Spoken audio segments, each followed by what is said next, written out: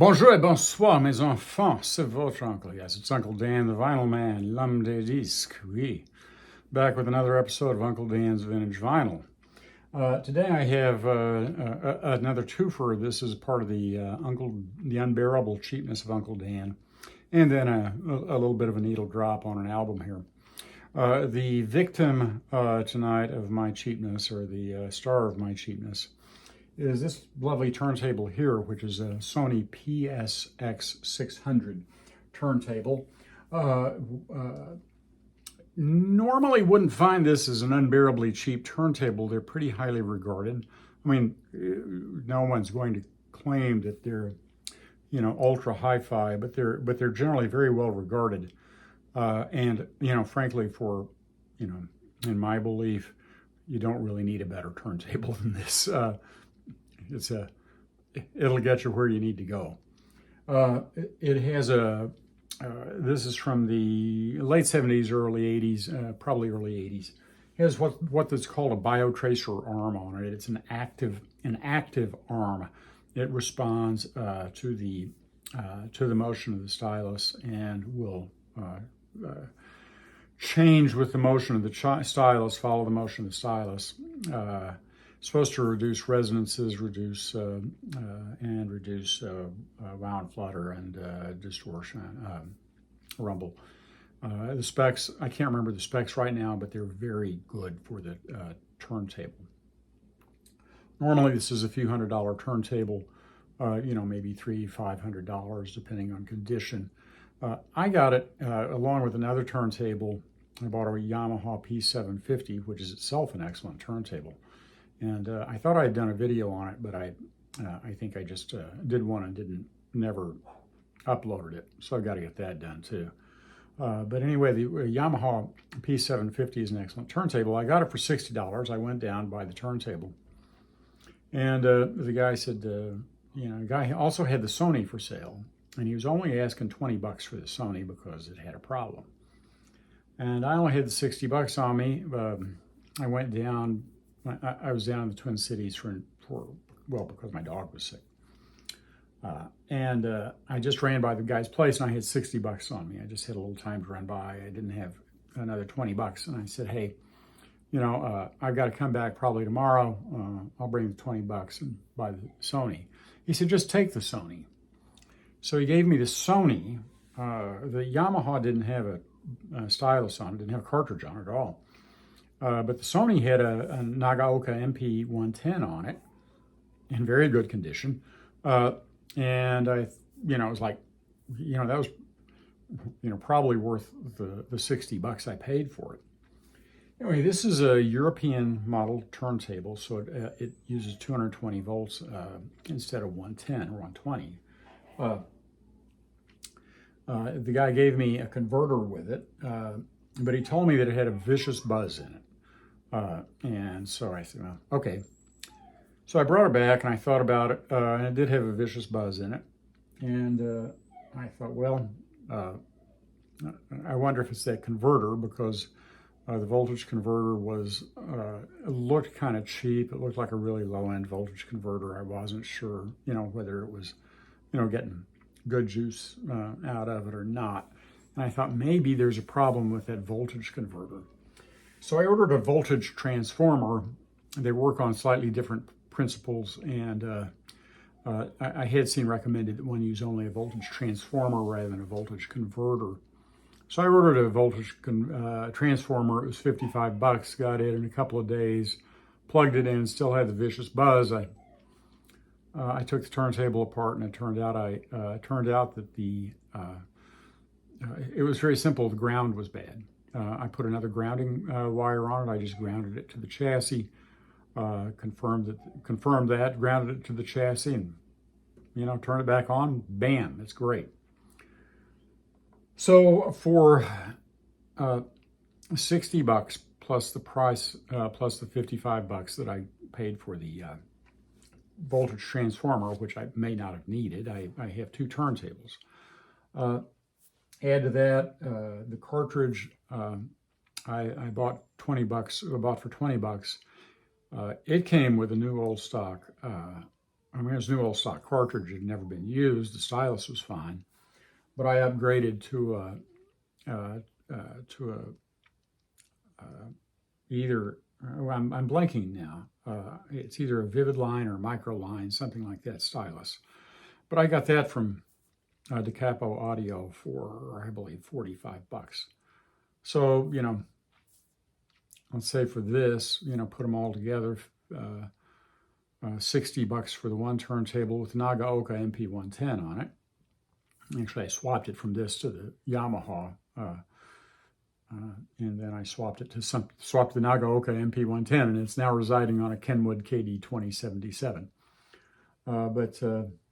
You know, I got two turntables for $60 with one cartridge. By the time I put the $55 in for the transformer, and you know, about, let's say even $70, it wasn't quite that much, but $70 in, 125, 60, $185 for two turntables, and both are excellent. And the Sony is kind of taken, you know, that, and I also have a Sony PS-X7, and they've kind of taken my heart for turntables now. I'm really loving these two turntables. So yeah, now you can't always find that, but if you can, it's great. You know, if you can find something like that. So it is unbearably cheap, and beautiful condition. The covers in view, the lids in beautiful condition. I did a little bit of cleaning on the lid, a little polishing, but not much. So that's that. So now for the other thing, I have just a little bit here. This is not a vintage album. This is an album that came out in 2017. I learned about it from Recordology's channel. Top Shelf by Laura Ainsworth off of Eclectus Records, which is really her label, basically. Label devoted to her. She is a modern lounge classic jazz singer. Compared on the back, I mean, the Julie London is one of the people they relate to. And I can see that. She's doesn't have quite the sultriness of Julie London, but she's certainly in that genre. Julie London, Peggy Lee, some Nancy Wilson, very much going for the torch singers, as you can tell here, and as you can tell from the look there. So her very, very fine voice. She's got a kind of fun sense to her, and real fun 3-octave voice, which I believe. A ton of fun, and the instrumentation is great. The recording is great. The vinyl is great, except that the first side, dropped the needle on it, and I thought there was a problem with my stylus. This one, which is brand new, and I looked at it, but that first side, the first cut, the first couple of seconds of it, there's a problem with it. I'm not going to send it back, but there's a little problem with the first few seconds. I'm going to drop the needle now on a fun song off the B side, which I actually like better, I think, than the A side. That's My Kind of Guy. That's the kind of guy I dream of. Excuse me. That's the kind of guy I dream of, which is real fun. It'll give you a sense of her. Here we go. Oh, a bit of the last one. Nice little bit there. A little ending there. You get a sense of the musicianship. Anyway, here's the other side, the other cut. Great sound there, you gotta admit. Great arrangement. A handsome hunk of fella with the sharpest clothes, a sunny disposition and a smile that glows. That's the kind of guy I dream of. You should see the kind that I get. Great voice. He never runs around with real sense of fun in her voice. Me.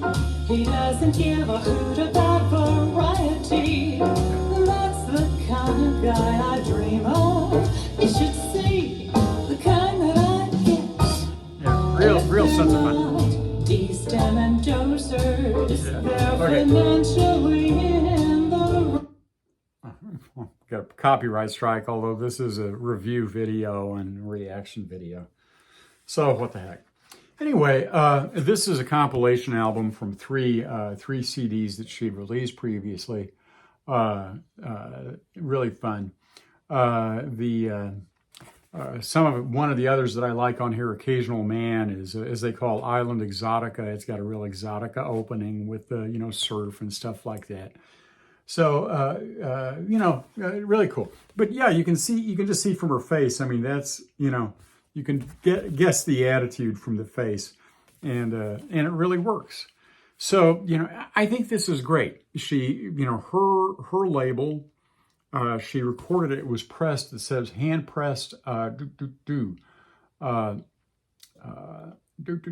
pressed, and I'm blanking on now where I saw it was made. But pressed on 180 gram virgin vinyl by Hand Drawn Pressing, Addison, Texas. Not hand pressed, but yeah. So this is great. Highly recommended. If you are, as I am, a fan of the classic women jazz vocalists, there you go. People are still making great fun music that's that's not all samples and everything. No auto tuning, anything like that. There it is, folks. And you can get it on your vintage, play it on your vintage, the turntable was free, right? The turntable was free. Here, I'll give you a little look at it. See if I can. I got this turned around here, so see if you can see it there. That's that BioTracer arm over there. Yeah. And it was fun. Another thing too. I bought that in the Yamaha from a guy. And he's a really nice guy, and into vintage gear, and that's just fun. That's part of for me, a lot of the fun about this hobby. I meet really, really nice people for the most part. I meet some people who are, don't know anything about what they got or anything like that. But I go out, buy turntables, and a lot of times it's, they're just really cool people. So, that's a blast. Anyway, mes enfants, je dis à vous, vous êtes très intelligents, vous êtes très jolis. Je vous aime. Mes enfants, je dis à vous, au revoir, à toi aussi, à bientôt.